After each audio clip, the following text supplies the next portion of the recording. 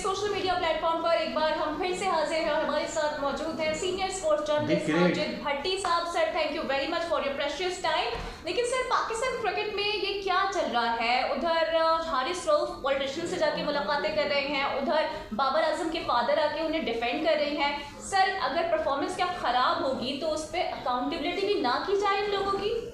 देखें, वैसे तो मेरे हिसाब से तो रावी चैन चैन लिख रहा है, कोई पाकिस्तान क्रिकेट में कोई अनयूजुअल सिचुएशन नहीं है जी सर। लेकिन क्रिटिसिज्म देखें होना चाहिए, लेकिन थोड़ा तमीज़ और इखलाक के दायरे में। लेकिन मेरा ख्याल में बाबर आजम इतना बड़ा प्लेयर है जिसके अपने प्लेयर्स मैनेजर भी हैं, तो वालिद को डिफेंड करने के लिए आना ये मुझे समझ में नहीं आ रहा। अगर कोई बहुत ही बिलो द बेल्ट आपके बारे में गुफ्तगू कर रहा है तो आप उसको लीगल नोटिस भेजें। अच्छा सर, ये आज पहली मरतबा नहीं हुआ, इससे पहले भी आपको याद होगा वर्ल्ड कप तो जो भी हो, और एक फैसलाबाद में उन्होंने एक इनिंग खेली थी तो आगे कहते मुंह काला और इस टाइप की बातें कर रहे थे। देखिए, प्लेयर्स के फैमिली को तो मेरे ख्याल में इन मामला से दूर रहना चाहिए, क्योंकि आजकल सोशल मीडिया का दौर है और फिर वहाँ पर जिस तरह के कमेंट्स आते हैं, जो जिस तरह के लोग बातें लिखते हैं, वो फिर मुश्किल में आ सकते हैं। लिहाजा मेरे ख्याल में अगर सिद्दीक साहब जो हैं वो इन चीज़ों से अवॉइड करें तो ज़्यादा बेहतर है। अदरवाइज़ कुछ अर्से पहले अगर आपको याद हो, जब T20 वर्ल्ड कप हम हार के आए जी तो बाबर आजम ने कहा था कि मैं फलां लोगों को लीगल नोटिस भेज रहा हूँ। वो लीगल नोटिस तो नहीं है, तो मेरे ख्याल में लीगल नोटिस भेजें। पीका लॉ आ गया है, उसके तहत कार्रवाई करें।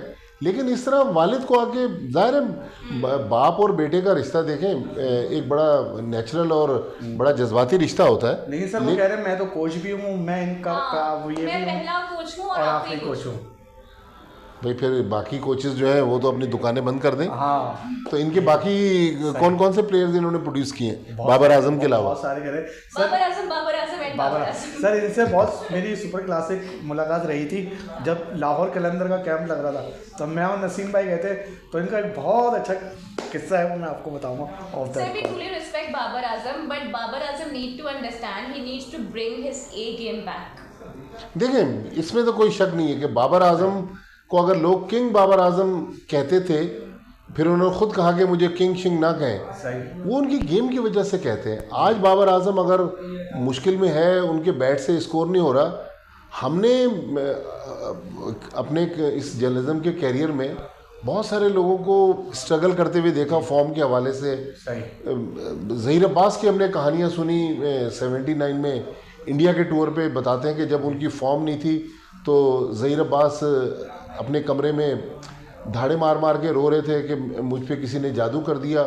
और पाकिस्तान के बहुत सारे इंज़मामुल हक 2003 के वर्ल्ड कप में बहुत स्ट्रगल करते हुए नज़र आए, लेकिन हमने नहीं सुना कि ज़हीर अब्बास के वालिद, उनके भाई, या इंज़मामुल हक के वालिद, उनके भाई उनको डिफेंड करने आ गए। देखें, बाबर आजम का जो बल्ला है ना, वो इन सारी बातों का जवाब दे सकता है। मैं और आप गुफ्तगू जरूर कर सकते हैं, हमारे लिए तो देखिए मसाला है। जी, मसाला जितना है। उनके वालिद इस तरह की कहानियां करेंगे तो मीडिया को तो कहानियां मिलेंगी। सही सर, बाबर आजम का डाउनफॉल कहाँ से शुरू हुआ? जहाँ उनको कप्तानी दी गई, या फिर जहाँ उनको किंग बोलना शुरू कर दिया, या जहाँ रमीज भाई ने उनको, या जहाँ पर उन्हें री कैप्टन बनाया गया?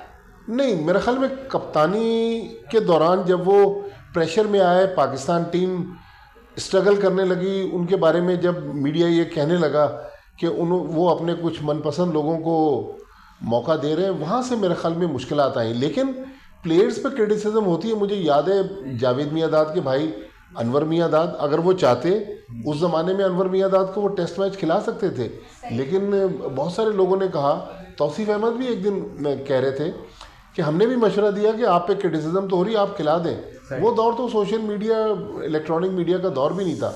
लेकिन उन्होंने नहीं खिलाया। लेकिन सर बाबर आजम के वालिद तो उनके कोच हैं, लेकिन जो पाकिस्तान के रियल कोच हैं आकिब जावेद, उनको पाकिस्तान के जो फॉर्मर कोच हैं वो क्लाउन कह रहे हैं। क्या वो वाकई क्लाउन है?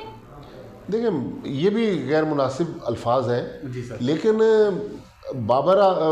आकिब जावेद ने जो एक साथ दो जिम्मेदारियां ले ली ना, सिलेक्टर भी बने हुए, हेड कोच भी बने हुए, जो काम उन्होंने जेसन गिलेस्पी और गैरी कर्स्टन के लिए मना करवा दिया कि भाई आपका सिलेक्शन से कोई ताल्लुक नहीं है, खुद सिलेक्शन भी कर रहे हैं। सही। तो मतलब यहाँ कंट्रडिक्शन आ रहा है ना। सही। तो मेरा ख्याल में आप फॉरेन कोचेस को लाएंगे, उनको रिस्पेक्ट नहीं देंगे, 3-3 4-4 महीने में वो चले जाएंगे, तो उसके बाद तो लेकिन सर आप देखते हैं जैसे अभी आपने जिक्र करा मिकी आर्थर जब गए, वॉटमोर गए और लॉसन जब गए, सबका यही आता है पाकिस्तान क्रिकेट के हवाले से। नहीं, लेकिन मिकी आर्थर ने इस तरह के अल्फाज इस्तेमाल नहीं किए। नहीं थे ऐसे। असल में आकिब जावेद, अगर आप थोड़ी अपनी मेमोरी को रिकॉल करें, ये सारा खेल हुआ है अक्टूबर में। जी सर। अक्टूबर में जब पाकिस्तान पहला टेस्ट मुल्तान में जी जी इंग्लैंड के खिलाफ इनिंग्स और 47 रन से हारा, जी जी उसके बाद पीसीबी ने सिलेक्शन कमेटी चेंज कर दी। जी जी असद शफीक को बरकरार रखा, हसन चीमा जो पहले उनके पास वोटिंग राइट नहीं था वो बरकरार रहे, लेकिन आकिब जावेद, अलीम डार और अजहर अली, इनको इंडक्ट किया सिलेक्शन कमेटी में। यहाँ जो पावर्स थी वो आकिब जावेद ने अपने पास ली, और 11 का जो इख्तियार था, जो टेस्ट मैच के लिए 11 खिलाड़ी मुंतखब करते थे, वो उन्होंने हेड कोच से लिया। तो बेसिकली यहीं पर जैसन गिलेस्पी की भी नाराज़गी हुई, और गैरी कस्टन, उस वक्त वाइट बॉल की कोई सीरीज नहीं थी, लेकिन वो पाकिस्तान के कोच थे। मेरे ख्याल में पाकिस्तान क्रिकेट पे वो सवाल उठा रहे हैं, आकिब जावेद को वो टारगेट कर रहे हैं, उनको मस्खरा कह रहे हैं, जोकर कह रहे हैं, लेकिन जो असल सवाल है वो पाकिस्तान क्रिकेट तीनों फॉर्मेट में कोच बनने के लिए। नहीं, असल सवाल क्या है सर, आप कह रहे हैं असल सवाल? नहीं, असल सवाल तो यही है कि जब वो सिस्टम के अंदर थे, जी जी, उन्होंने वो पहले तो उसको तस्लीम कर लिया जैसन गिलेस्पी ने, सही सही सही, लेकिन उनको रिजर्वेशन थी। आप देखें न्यूजीलैंड जब पाकिस्तान टीम ऑस्ट्रेलिया गई है, ऑस्ट्रेलिया में भी वो वाइट बॉल के भी कोच बन गए जैसन गिलेस्पी, लेकिन बकौल उनके कि आकिब जावेद जो थे वो कोई ऐसा माहौल बना रहे थे। अब ये देखें, मेरे से बेहतर है कि आकिब जावेद खुद आके इन चीज़ों को डिफेंड करें, लेकिन जो कुछ हो रहा है ये पाकिस्तान क्रिकेट के लिए अच्छा नहीं हो रहा। अच्छा सर, कुछ ट्रॉफी में हम देख रहे हैं कुछ लोग 90s के क्रिकेटरों पे क्वेश्चन मार्क उठा रहे हैं। नाम लेके बात करें ना, मोहम्मद हफीज की बात मोहम्मद हफीज है सर। देखिए, मोहम्मद हफीज 90s के तो नहीं है, वो तो नहीं, वो 90s के क्रिकेटरों पे उठा रहे हैं कि उन्होंने अपने दौर में से, लेकिन आपने खुद तो कोई आईसीसी इवेंट नहीं जीता, बातें आप इतनी बड़ी बड़ी करते हैं। देखें, ये क्रिकेटर्स का आपस का वो है, लेकिन बहरहाल मीडिया को तो एक मसाला मिल रहा है। जिस तरह मैं उस दिन शायद आप ही का शो था जिसमें तौसीफ अहमद मुनाफिक कह रहे थे किसी को, जी, तो मतलब मेरा ख्याल में तौसीफ भाई हमारे लिए काबिल एहतराम है, लेकिन इस किस्म के अल्फाज ना इस्तेमाल करें तो बेहतर है। एक क्रिकेटर को, एक सीनियर क्रिकेटर को ये चीज़ मेरे ख्याल अच्छी नहीं लगती। सही सही। लेकिन आपको नहीं लगता हमारे जो क्रिकेटर्स हैं उनकी एक्स्ट्रा करिकुलम एक्टिविटीज जरा बढ़ गई हैं? वो कैसे? हारिस रऊफ ने मुलाकात की है डिफेंस मिनिस्टर ख्वाजा आसिफ साहब से, और सिर्फ 2 घंटे ये मुलाकात चली। अब मजे की बात ये है कि मीडिया को फेस नहीं किया, चैम्बर से बाहर निकले और पूछ रहे थे मीडिया रिप्रेजेंटेटिव हैं या चले गए हैं। देखिए, क्रिकेटर होते तो बासर हैं हर दौर में। अब फ़हीम अशरफ के बारे में भी तो एक तस्वीर उनकी नवाज शरीफ के साथ रिलीज हो गई थी, लेकिन मेरा नहीं ख्याल ख्वाजा आसिफ उनको टीम में डलवा सकते हैं। देखें, असल चीज़ जिस पे गौर करना चाहिए हारिस को, वो तो उनकी बॉलिंग परफॉर्मेंस है। चाहे वो प्राइम मिनिस्टर से मिल लें, आर्मी चीफ से मिल लें, मोहसिन नकवी से मिल लें, उनको टीम में भी डाल दिया दोबारा, तो अगर वो परफॉर्मेंस ही नहीं देंगे तो ये मुलाकातें बेकार है। वरना देख लेना उमर अकमल की मुलाकात का क्या फ़ायदा हुआ। अच्छा सर, टाइम थोड़ा सा वो है, मैं आपसे क्विकली पूछना चाहूँगा, ये जो राजेश शुक्ला साहब आए हैं, आप लग रहा है कि एशिया कप में कुछ दाल गल जाएगी और उनकी मुलाकात से कुछ पाकिस्तान इंडिया की बर्फ?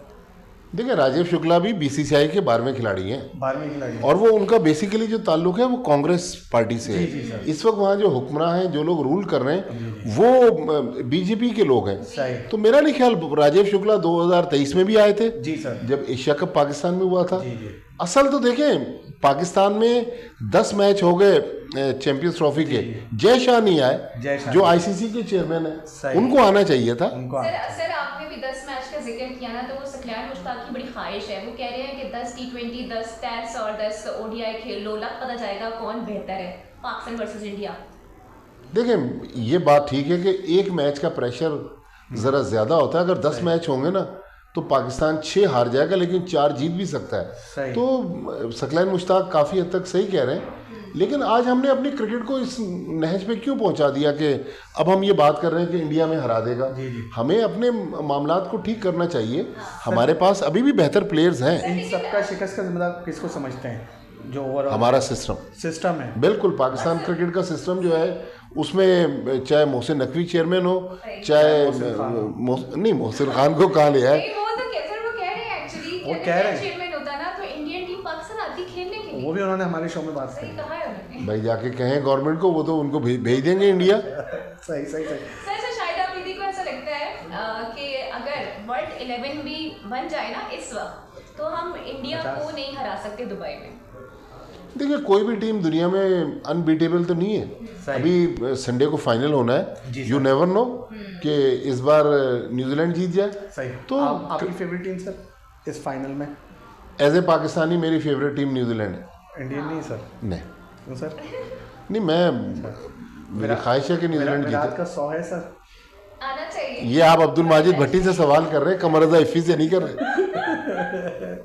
अच्छा सर, ये जो ओवरऑल भारत की तरफ से कंट्रोवर्सी चल रही है, हर क्रिकेटर कह रहा है कि उनको एडवांटेज हुआ है। देखिए, एडवांटेज डिसएडवांटेज की बात नहीं है। इंडियन टीम है तो सुपीरियर, इसमें कोई शक नहीं। उनकी आप बॉलिंग देख लें, उनकी बैटिंग देख लें, उनका ओवरऑल क्रिटिसिज्म भी उन पे होता है, लेकिन उनके प्लेयर्स जाके ग्राउंड में उन सारी बातों को गलत साबित करते हैं। हमारे प्लेयर्स, किसी का वालिद मीडिया में खड़ा हुआ है, कोई सियासतदानों से मिल रहा है, किसी की सियासतदान के साथ तस्वीर आ जाती है, तो हम अपनी क्रिकेट को यहाँ क्यों लेके जा रहे हैं? मेरे ख्याल में क्रिकेट पे फोकस करना चाहिए, अपने सिस्टम को बेहतर करें, लेकिन इस तरह की बातें करना मेरा ख्याल। आप इंडिया में भी गए और पाकिस्तान में तो कितना सिस्टम का जमीन आसमान का फर्क है। देखें, अब रिसेंटली हमने जो देखा है कि इंडिया का सिस्टम जब से आईपीएल शुरू हुई ना, तो इंडिया के सिस्टम ने बहुत ज़्यादा इम्प्रूव किया है। और हमारा सिस्टम जो हम रूल करते थे वर्ल्ड क्रिकेट पे, आज भी अगर आप स्टैट्स निकाल लें, पाकिस्तान ने इंडिया से ज़्यादा वनडे जीते हुए। आज के दौर में नहीं जीते, उस दौर में जीते जब 80s 90s का दौर था, लेकिन उनकी क्रिकेट बेहतर हो गई। अनफॉर्चुनेटली हमने गलत फैसले किए। इंटरनेशनल फॉर्मर क्रिकेटर्स हैं, प्लस में माइकल अथर्टन हो गए, नासिर हुसैन हो गए, माइकल बॉन्ड भी हो गए, वो कह रहे हैं कि इंडिया ने अभी सेमीफाइनल में ऑस्ट्रेलिया की सी टीम को हराया है, और वो ये समझ रहे हैं कि उन्होंने ऑस्ट्रेलिया की मेन टीम को हराया। देखें, जिस तरह आप लोग इंडियन कंटेंट को ज़्यादा डिस्कस करते हैं और उसकी वजह ये होती है कि व्यूज़ ज़्यादा मिलते हैं, तो माइकल एथर्टन और नासिर हुसैन का भी यही मसला है ना। लेकिन इसमें कोई शक नहीं कि ऑस्ट्रेलिया के अगर 7 प्लेयर होते तो इतनी आसानी से ना जीत पाते। बिल्कुल सर लास्ट सवाल, और क्या पाकिस्तान क्रिकेट का हल सरफराज के पास है या सरफराज को फिर आना चाहिए? सरफराज नवाज या सरफराज अहमद? सरफराज अहमद। नहीं, किस कैपेसिटी? सोशल मीडिया पे चल रहा है कि वो ही हैं जो पाकिस्तान टीम को वापसी संभाल सकते हैं। नहीं, हमने गलत फैसले क्यों किए? हमने 2019 में सरफराज को हटाया, 2023 में बाबर आजम को हटाया, फिर बाबर आजम की जगह शाहीन को लेके आ गए, शाहीन को हटा दिया, फिर बाबर आजम ने मना किया, रिजवान को लेकर आ गए। अब वनडे टीम नाकाम हुई, हमने T20 टीम तब्दील कर दी, कप्तान हमने T20 का। तो हम अपनी क्रिकेट का खुद ही मजाक उड़ा रहे हैं ना। मजाक उड़ा रहे हैं। सही सही सही। चले सर, आपके वक्त का बहुत बहुत शुक्रिया। हमारे पास भी बातें बहुत थी, लेकिन टाइम कम था। सर से फिर टाइम लेंगे इंशाल्लाह ताला, फिर हाजिर होंगे। फीडबैक जरूर दीजिए, कमेंट जरूर दीजिए।